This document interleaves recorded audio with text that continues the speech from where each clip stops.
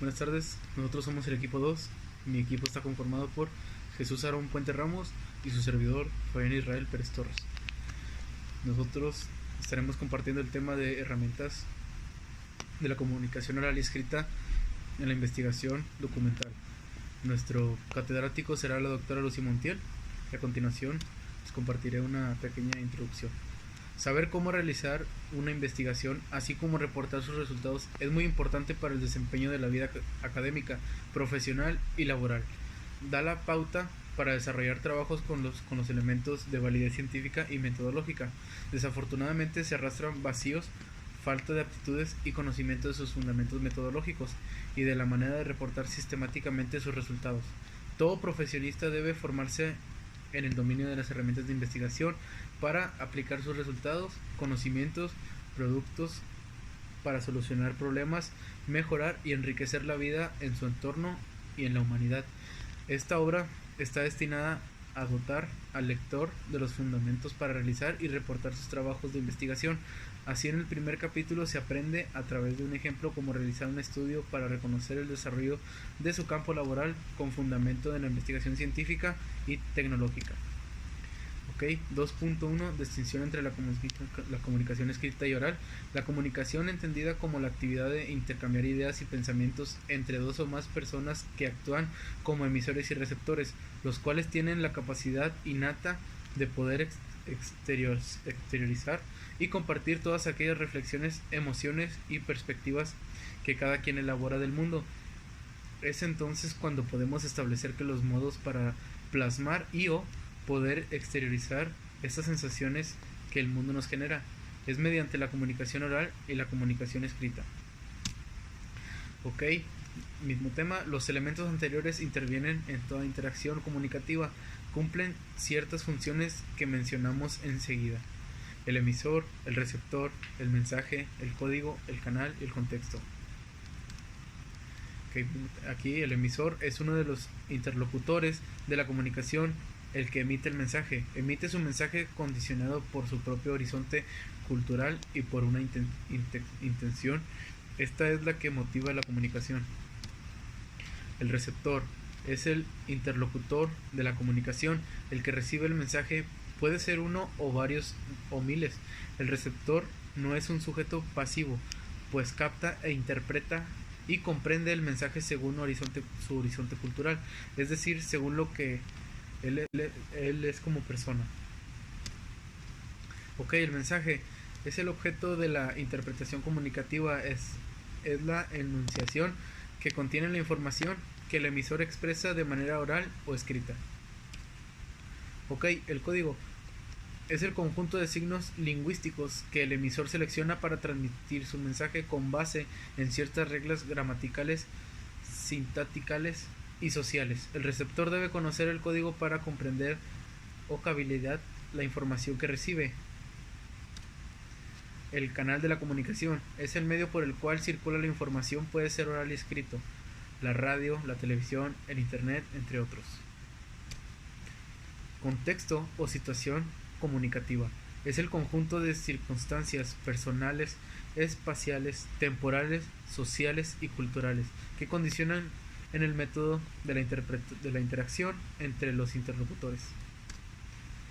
2.1.1 los elementos de la comunicación. Ahora bien, si pretendemos ser competentes en el uso de la lengua, hablando y escribiendo, es necesario entender a los aspectos siguientes: la comunicación, es decir, las palabras y la actitud del hablante. Debe ser adecuada al emisor, al receptor, al contexto y al tema del que se trate. Como emisor de un mensaje es imprescindible considerar al receptor o audiencia del mensaje, pues ello determina el tratamiento del tema o contenido del mensaje y condiciona la eficiencia y calidad del tema mismo. Cambiamos de tema. 2.1.2 El proceso de la comunicación. Podemos advertir, por tanto, que todo lo que sucede alrededor de la interacción de los interlocutores, es decir, la situación comunicativa o contexto en que se desarrolla la interacción, afecta la comunicación. La persona del emisor y el receptor condiciona por su horizonte cultural. la disposición en ambos para que se efectúe la comunicación, el espacio de interacción profesional, laboral, académico, social, familiar, público o privado. Ok, mismo tema. El tema que desarrolle el canal de comunicación oral, escrito y cibernético, el código de comunicación y el grado de conocimiento y comprensión de cada uno de los interlocutores, la interacción que motiva la comunicación, informativa, persuasiva, lúdica, explicativa, interactiva, didáctica, académica, entre otras. Ok, 2.1.1.3 Lenguaje oral. Antes de analizar el tema de la comprensión y la expresión oral, que resulta complejo, pero a que a lo largo de los tiempos ha captado el interés prestigiados a los investigadores, es preciso entender que es oral lo que es lo oral para la Real Academia Española. Es una expresión que se manifiesta o produce con la boca mediante la palabra del habla, así como lo estoy haciendo. Ok, mismo tema, pero en un diálogo ambas partes cumplen este papel de hermenutas, al igual que el del receptoras. Por tanto, se entenderá que en un intercambio verbal se verifica un encuentro dinámico.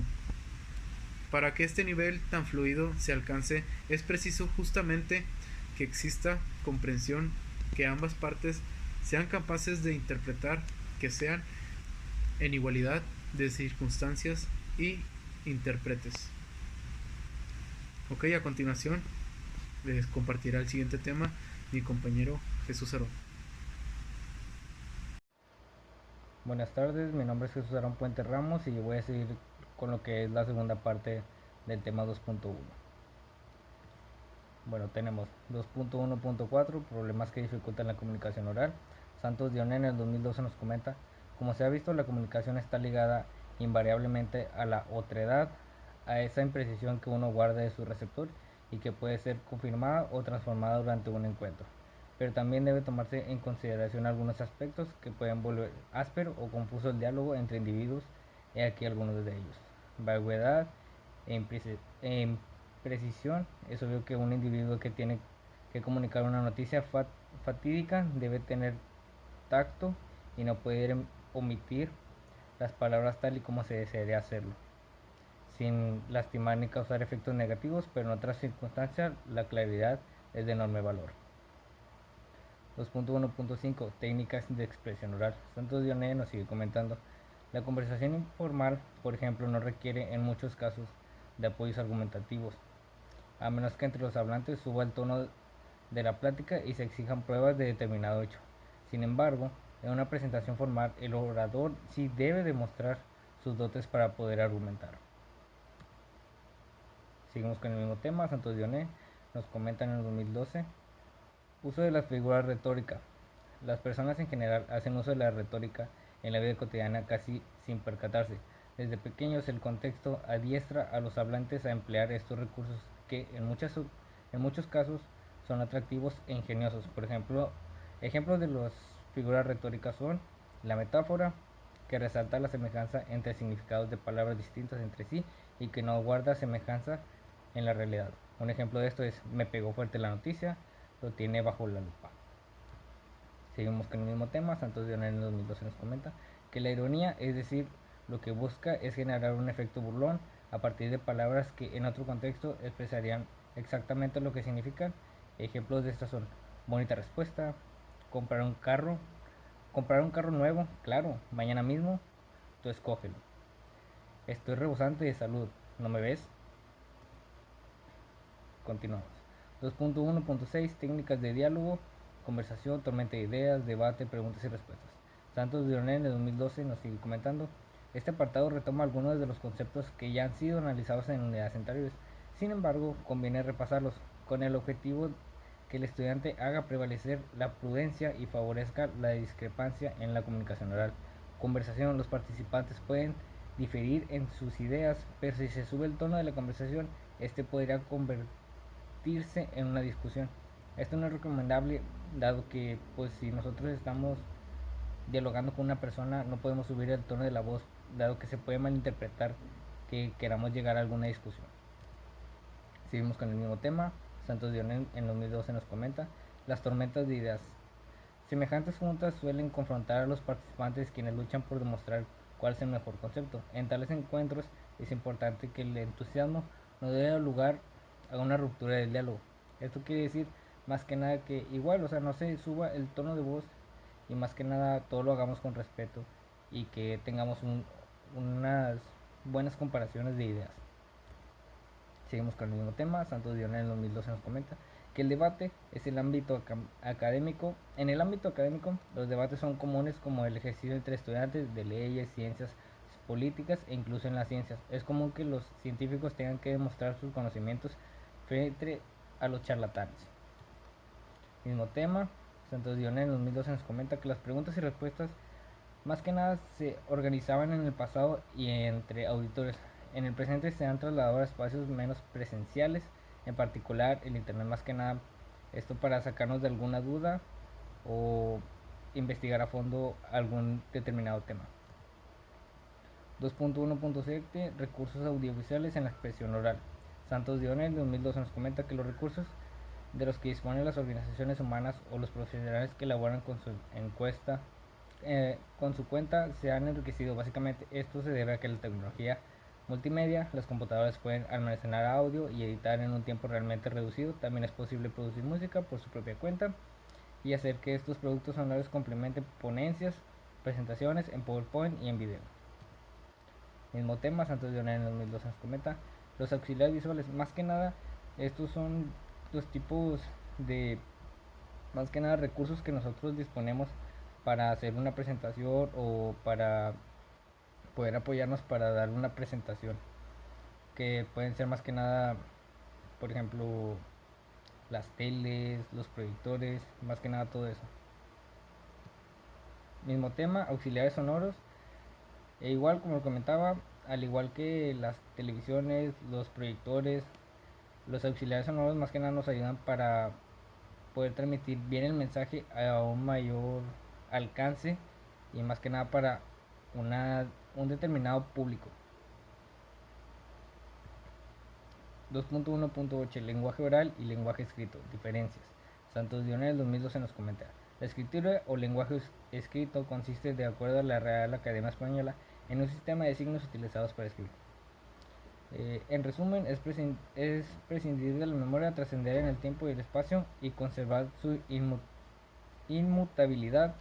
Son tres aspectos que diferencian al lenguaje escrito del oral y que han posibilitado a lo largo de los siglos la difusión del conocimiento. Más que nada, una diferencia que tiene el lenguaje escrito del oral es que el oral, mediante pasaban los años, era imposible dejar algún conocimiento, mientras que el escrito nos dejaba redactado los conocimientos que íbamos adquiriendo conforme pasaban los años y que a lo largo de la historia nos fueron favoreciendo. 2.1.9 Lectura y escritura. ¿Por qué ambas y no solo una? Santos Dionel nos comenta que las anteriores reflexiones dejan al lugar a dudas acerca de por qué la escritura ha sido un medio de enorme trascendencia en la transmisión y perseveración del conocimiento. Los registros escritos garantizan algún grado de fidelidad a las ideas originales plasmadas en determinado momento. La escritura también ha legado el conocimiento de las ciencias exactas, a pesar de que los periodos de oscurantismo, la filosofía griega, los conceptos sobre la física y aún sobre anatomía han podido superar las restricciones para poder difundirse y ser comprobadas o refutados en universidades o centros de estudio. 2.1.10 Importancia de la lectura y la escritura. Santos Dionel en 2012 nos comenta que resulta evidente que las personas y sobre todo los jóvenes, conforme avanzan las nuevas tecnologías, se ajustan cada vez más a las reglas de ortografía gramaticales y a su modo de comunicarse. Más que nada esto nos quiere decir que conforme han pasado los años y conforme hemos tenido las tecnologías, lo que hemos hecho los jóvenes y las generaciones que van teniendo más tecnología, hemos modificado o reemplazado algunos tipos de palabras y los modificamos a nuestro gusto, y eso pues a su vez está mal, dado que aquí dice que, por ejemplo, muchos estudiantes emplean palabra conocida, la letra conocida como K para reemplazar el pronombre relativo que. Y pues, más que nada esto sería todo.